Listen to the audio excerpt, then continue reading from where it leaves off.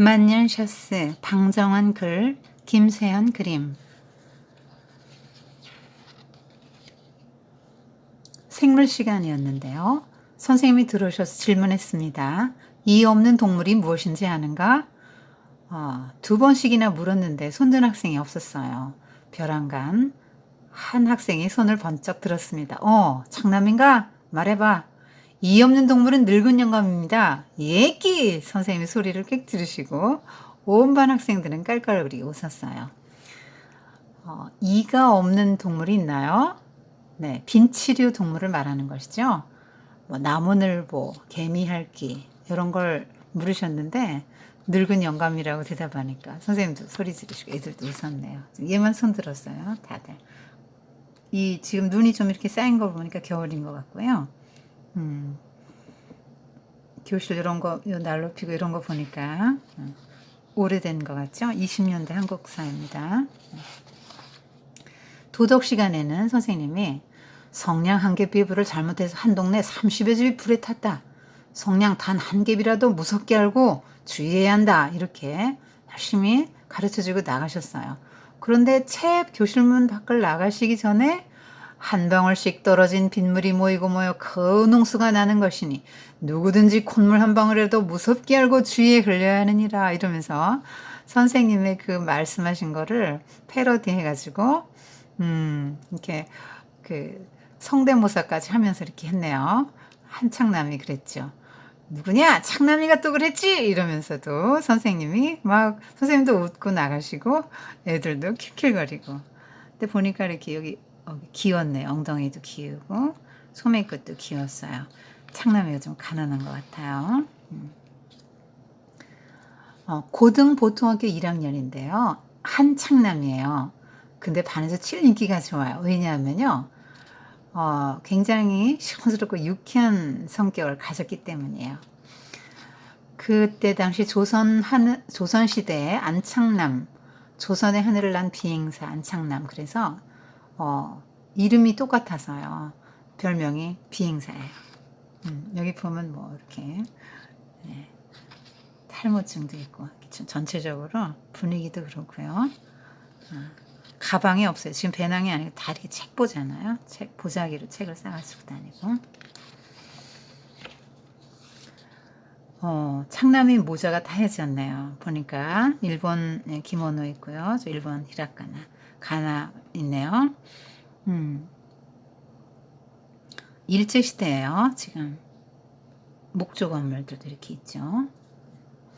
모자가 다 해졌는데도 그리고 이렇게 책도 보재기에 책 보라 그래요. 배낭. 지금은 다 배낭이죠. 이런 거 못 봤을 거예요, 여러분들. 지금 이런데 옷도 막 떨어진 거 기어 입어서 그렇게 가난해 보이는데도요. 한 번도 얘는 근심빛이 없어요. 남의 걸 부러워하지도 않고요. 창남이는요. 남이 걱정이 있어서 막 고민하고 있으면 걔 기분을 전환시켜 주려고 우스운 말도 잘 지어내줘요. 그리고 친구들이 또 이렇게 곤란한 문제가 생겼으면은 이렇게 좋은 아이디어도 잘 줘요. 문제 해결력이 뛰어나네요. 연설도 잘하고 토론도 잘하고 그래서 그 옆반에 내기할 때는 언제든지 창남이가 나가서 이제 이겨요. 네, 20리 밖에서 학교를 이렇게 다니네요. 아이고, 얼마나 오래 이렇게 걸어야 돼요? 10리도요. 2시간 걸리거든요. 아이고, 4시간 걸려서 오는 거네요. 갈 때도 4시간. 얼마나 배움에 대한 열의가 큰 아이인가 모르겠네요. 아이고. 자, 근데 집이 굉장히 가난한데요. 자기 가정 일이나 신상에 관한 이야기를 하지 않습니다. 입이 무거운 만큼 엉덩이도 무거워서 철봉을 잘 못하는데요. 그래도 학교 끝나고 남아서 열심히 연습을 해요. 자기 한계에 이렇게 도전하는 열심히 노력하는 성실한 학생인 걸 알 수 있죠. 하루는 그래도 아이가 빠진 적도 없고 늦은 적도 없는데 하루는 창남이가 아주 늦게 왔어요. 학교를. 다 떨어진 모자 쓰고 손이 지금 다 얼어가지고 이렇게 생겼네요. 그래서 보니까 신발이 이런 거예요. 신발이 다 떨어지고 맨발인데요. 다 이게 앞이 벌어진 거죠. 이렇게. 그래서 이 새끼줄 놓다가 이렇게 동여매는데 이게 자꾸 풀어지니까 그걸 자꾸 동여매면서 오니까 이렇게 늦었다고 그렇게 말을 하는 거예요. 그러면서도 뭐 태평해요. 아이고 바람이 엄청 세게 부는 것 같아요. 굉장히 추워 보이는데요. 체육 시간이에요. 그래서 한창남 너 그 신발 신고 할 수 있냐? 그러니까 네 얼마든지 할 수 있습니다. 그러면서 막 시키지도 않은 띄움도 띄워보이고 막 제자리로 하면서 할 수 있다고. 그런데 선생님이 또 좀 있다가 다 옷을 벗으라는 거예요. 선생님도 벗었네요. 이걸 이제 훈련이라고 한 거죠. 훈련을 하기 위해서 이렇게 한 건데요. 아유 지금 같으면 생각도 못하죠. 감기 걸리면 어떡해요. 근데 얘가 안 벗고 있는 거예요. 여기 지금 얼굴 빨개졌죠. 평소에는 안 그랬는데 너 왜 안 벗어? 벗어! 그러니까 한참 있다가 선생님 저 만년샤스도 좋습니까? 그러니까 뭐 만년샤스가 뭐야? 벗어! 그러니까는 창남이가 이제 벗는데요. 어이구 이게 만년샤스네요. 맨살이 드러났어요. 너 샤스 없나? 네, 뭐 오늘하고 내일만 없습니다. 모레는 뭐 인천에서 형님이 올라와서 사줍니다. 이렇게 둘러대네요. 자, 한창남. 보통 우리 같으면 이런 상황에서 울겠죠. 부끄러워서 또 춥고 그래서 덜덜 떨고 움츠리고 네, 선생님에 대한 원망도 가득할 것 같아요. 그런데 창남이 눈빛 한번 볼래요? 굉장히 당당하고 결연하죠. 의연하네요. 대단합니다. 네. 자, 그래서 별명이 만년샤스가 됐어요. 근데 그 다음 날에는요. 이 다 떨어진 옷, 못 떨어진 모자, 책보 뭐 여전한데 신발이 이제 집신이 됐고요. 맨발이에요. 양말도 없고요. 그리고 한복 바지, 다 낡은 한복 바지를 입고 왔어요. 그래 애들이 막 보고 다 웃잖아요. 아이고 고아원 학생 같다. 뭐 밥 먹으러 다니는 애 같다 이러면서. 그래서 선생님이 이게 무슨 일인가 하고 보니까 이제 물어봤죠. 그랬더니 양복 바지는 어쨌냐? 네 없어서 못 입고 왔습니다. 어째 그리 없어지냐? 날마다 니네는 한 가지씩 없어지냐? 네 그렇게 한두 가지씩 없어집니다. 그저께 저녁에 바람이 몹시 불던 날 저희 동네에 큰 불이 났어요. 저희 집도 반이나 넘어 탔어요. 그래서 다 없어졌어요. 근데 양복 바지는 어저께도 입었잖아. 불은 그저께 났다며. 네, 저희 집은 반만이라도 타다가 남아서 세간도 조금 건졌죠. 먹고 잘 수도 있어요. 어머니하고 둔 식구분이거든요. 그런데 동네 사람들은 먹지도 못하고 자지도 못하게 돼서 야단들이에요. 그래서 어머니가 얘야 우리는 먹고 살 수 있으니까 벌거벗는 것만 면하면 살 수 있지. 자 우리 두 식구 당장에 입을 옷 한 벌만 남기고 다 저 거리에 떨고 있는 사람들에게 나눠줘. 그래서 제가 어머니 옷이랑 제 옷을 다 동네 사람들에게 나눠줬죠. 그리고 양복 바지는 제가 입고 있었는데요. 저희 집 옆에 그 영감님 병든 노인이 한 분 계시거든요. 하도 추워하시길래 딱 해서 그냥 이거 마저 드렸어요. 어제 저녁에. 그리고 저는 이제 가을에 입던 해진 겹바지 꺼내 입은 거예요. 그래 너는 그럼 네가 입을 샤스까지 양말까지 다 벗어줬어? 아니에요. 양말과 샤스는 한 벌씩 남겼는데요. 저희 어머니가 입었던 옷 다 남주시고 추워서 벌벌 떠시길래 어머니 제 샤스라도 입으실까요? 했더니 네 샤스도 모두 남주었는데 웬 것이 두 벌씩 남았겠니? 하시기에 저는 제 건 한 벌밖에 없는데 예, 두 벌 남았으니 하나는 어머니 입으세요.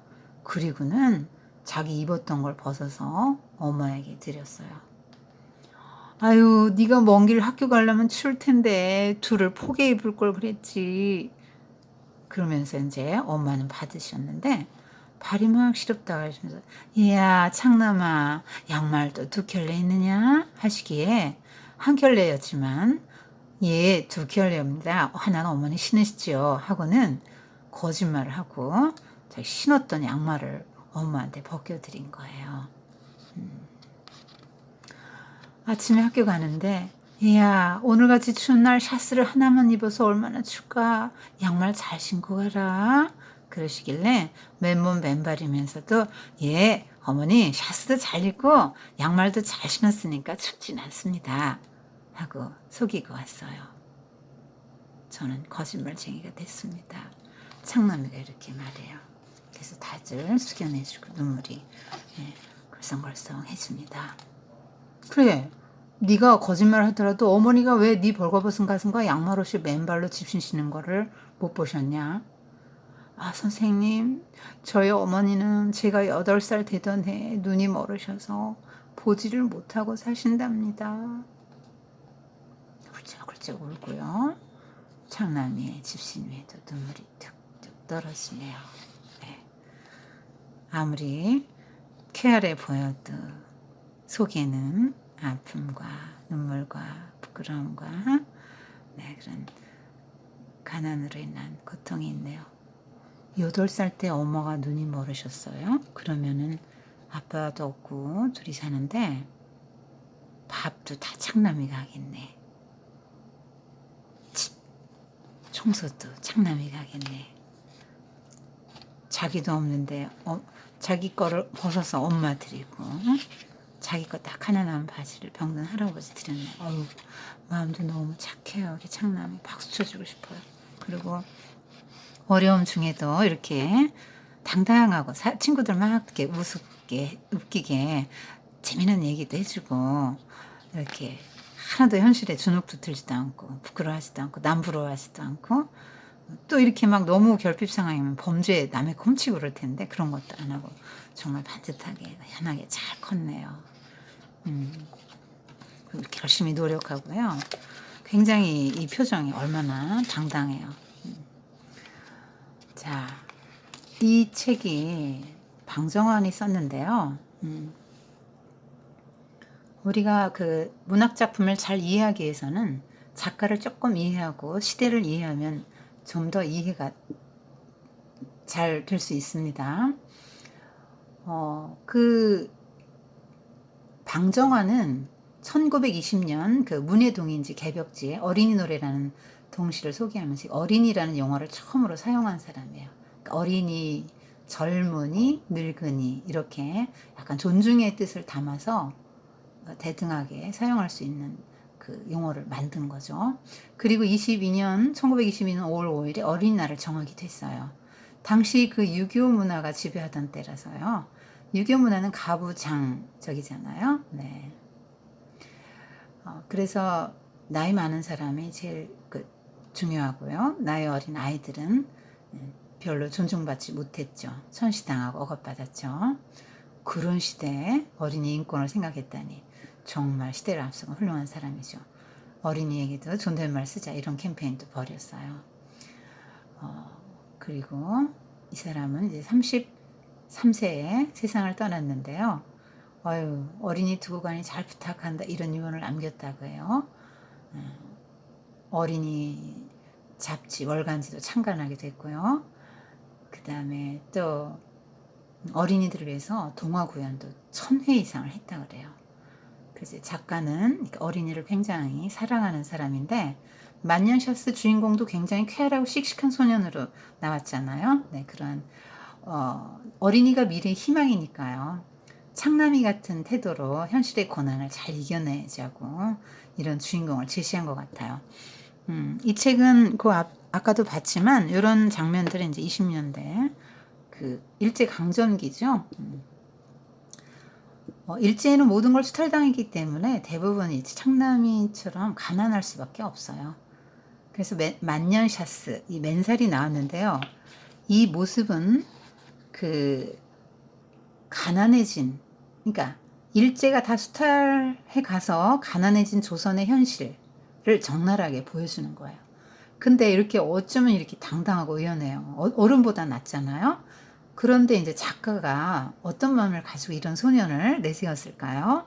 예, 정말 당당하게 이겨나가자 이렇게 하고 싶은 걸 이런 말을 하고 싶은 거겠죠. 창남이 모습 보면은요 굉장히 점점 더 초라해져 가거든요. 예. 처음에 이렇게 여기 보면은 기워 입었잖아요.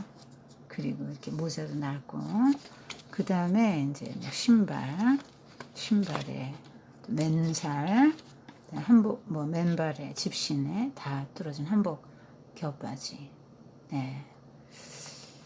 자, 그런데 대단해요. 어떻게 이렇게 이런 시대를 사는데요. 이렇게 여유를 잃지 않고 밝게 웃으면서 씩씩하게 살아갈 수 있을까요? 대단합니다. 정말 어려운 시절에도 이렇게 창남이처럼 씩씩하고 참된 소년이 되고 서로 돕고 사랑하며 삽시다 이렇게 말한 것 같아요. 유머 감각도 있고 정말 네, 성실하고 귀한 소년이에요. 의지도 굳고 어려움도 불평하지 않고 잘 견디는 그런 소년이에요. 그래서 이런 책을 읽고 그때 당시에 참 독자들이 많은 용기와 희망을 얻었을 것 같아요. 근데 문제는 이런 성향이 어떤 그 기질적인 거잖아요. 타고나는 건데 누구나 다 이렇게 살 수는 없단 말이죠. 그래서 가난한데 왜 가난한지는 그려졌죠. 일제 침략 강점기니까 그렇죠. 엄마랑 둘이 사는데 엄마는 장애인이에요. 왜 둘이 살까요? 아빠는 징용 갔거나 일제 징용 갔거나 군대에 끌려갔겠죠. 엄마는 장애인이고 당연히 어렵지 않겠어요? 가난할 수밖에 없죠. 자, 기독교적 관점에서 한번 한 가지 생각해 봐요.